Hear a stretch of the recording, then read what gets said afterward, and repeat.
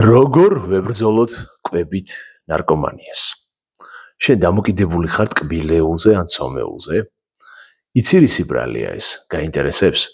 ბოლომდე მიყურე და გახსოვდეს, რომ პერსონალური მენიუ შესადგენად პირადში უნდა მომწერო. მაშასე, შენი ორგანიზმი ტკბილს მოითხოვს.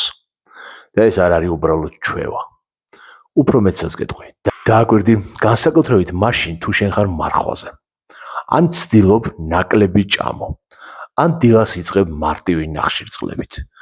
მაგალითად, ჰერკულესით, არავე მსგავსი ფაფით. ასე დროს ორგანიზმი უფრო მეტ ტკბილს თხოვს და განსაკუთრებით დღის მეორე ნახევარში. მართალი ვარ? ამის მიზეზი გახლავთ შემდეგი.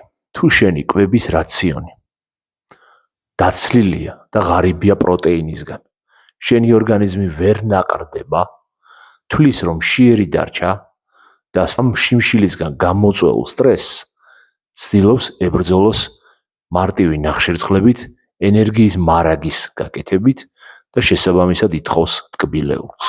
დააბალანსე კვება, ჩართე კვების რაციონში უჯრედისი, პროტეინი, ჯანსაღი ცხიმები, რთული ნახშირწყლები, დაიცავი დროები, გაითვალისწინე ცირკადული რიტმები და შენ გამოხვალ ამ ჩაკეტილი წრიდან. და თუ თვლი რომ ამის გაკეთება მარტოს არ შეგიძლია, მომწერე. მე დაგეხმარები. მოდი, ვილაპარაკოთ.